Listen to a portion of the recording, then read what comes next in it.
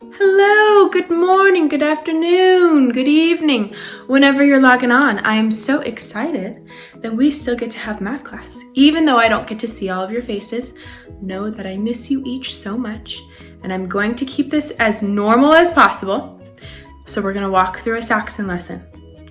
I hope you have some sort of paper or notebook to write on so you can jot down a few notes, but I will walk through the lesson with you. I have an anchor chart on the wall that I will also post onto Teams, so if you need to go back and look at it, you can. You're not going to see my face too much because I'm going to keep the camera on the board with the work. When we're done with the lesson, you're going to log into Teams. You are going to complete the practice set for lesson 76. You can type on that document and I will see everything you type, and then I will leave you a little note at the bottom when you're done. Okay, let's do it. All right, here we go. Lesson 76, comparing fractions. Now, before I get started, I want you to take a couple moments and think, what vocabulary do I need to know? Jot some down, and then I'll go over some with you. And I am going to give you a minute or two to do that.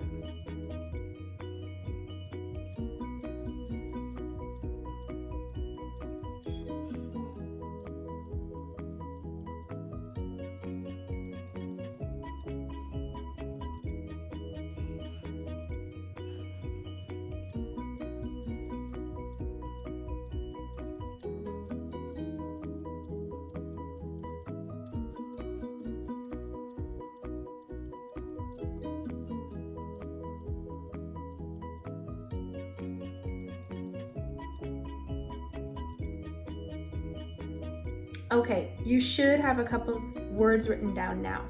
I picked 3 of the most common words you will hear today. It's okay if you don't have the same words that I do.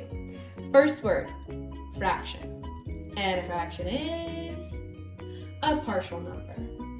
Second word, decimal numeral. What does numeral mean? The base of the word is the same as the base of number, so we know that numeral means decimal number, aka a partial number. And the last word I have is equivalent fraction. Same value, different digits. I'll give you a minute to get those down.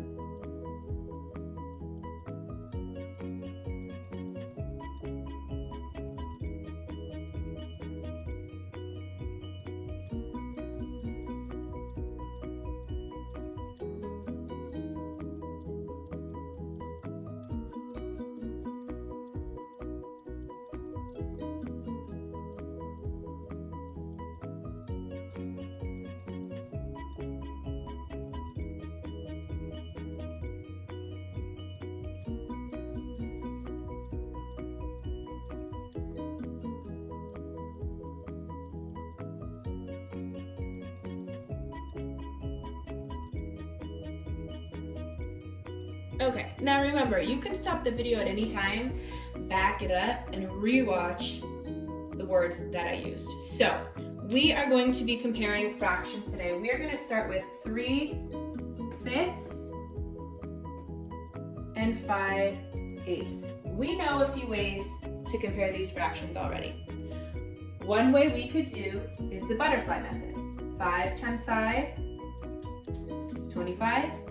8 times 3 is 24, so we know that 5/8 is bigger.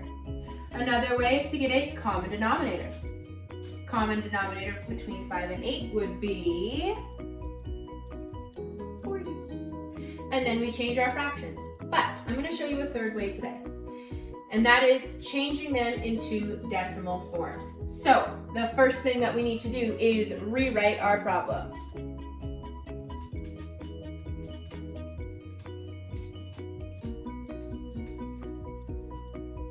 After we rewrite it, we need to convert it. And there's 2 ways to convert. The first way is to get a denominator of 10, 100, 1,000. But we need to get a denominator that would have the same place value as a decimal. So we're going to take 3/5 and change it to be 10. So now I need to say 5 times what is 10? 5 times 2 is 10. Do the same thing to the numerator. Whatever you do to the bottom, do to the top. Now I have 6/10. When I have a tenth or a hundredth on the bottom, I then know that my place value is going to need to end in that first spot after the decimal, so 6/10. Or, here is way number 2. Way number 2, I can't really multiply 8 times anything to get 10 or 100, so I'm going to divide. I'm going to take 5/8, and I know that this is 5 divided by 8. So 5 divided by 8. Okay? 8 goes into 5 how many times? Oh, I heard it. None. Good job. Add that decimal and a 0.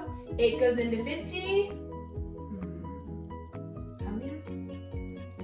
Say it again. 6 times. 6 times 8 is 48. Uh-oh, what do I do with my remainder? Who's got it? Who's got it? I can hear you. We add a 0 and we go again. 8 goes into 20 twice. Subtract. Oh, what do we do with that remainder? That's right, add a 0 and go again.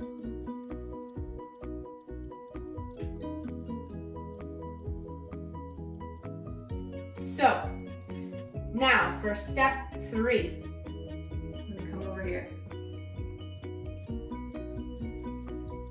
I'm going to compare my new numbers. 6/10 compared to 625 thousandths. I'm going to compare 6 and 6 is the same, but what can I do here?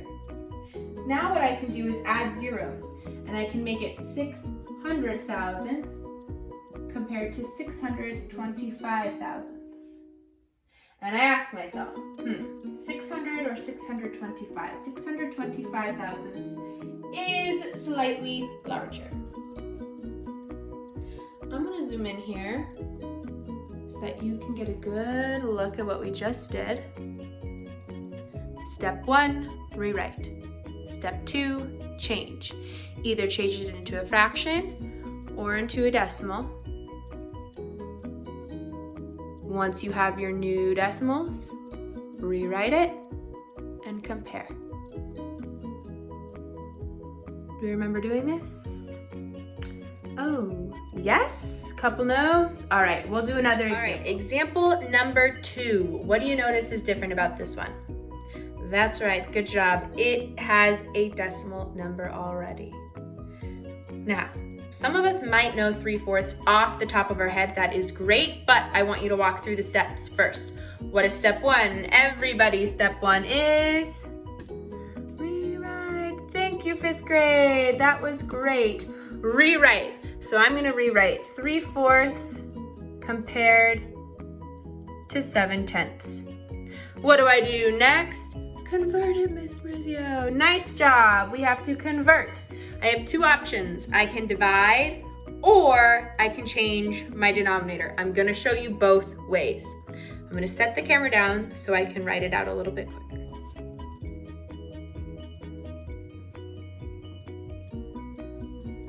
I know 4 can go into 100 4 times. That's right, 25. Whatever you do to the bottom, do to the top. 75 hundredths means my last number is going to end in the hundredths place. So I put my 5 and then my 7. Now if I divide, I'm going to do 3/4, 3 divided by 4. 3 divided by 4. Can 4 go into 3? Nope. Add your decimal and a 0. 4 goes into 30 how many times? How many? Oh, I heard it 7 times. What do I do with this remainder? Can't have it. Add a 0 and go again. 4 goes into 20. 5 times. I check my work. I know I got the same thing. So now for step 3, I'm going to rewrite 75 hundredths compared to 7 tenths. To make this a little easier on my eyes, I'm going to add a 0 here so I can compare 75 hundredths and 70 hundredths. Winner, winner, chicken dinner. 75 hundredths is larger.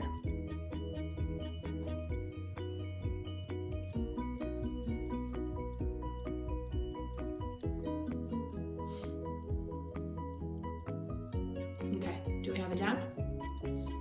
What? No? All right, I'll give you another second.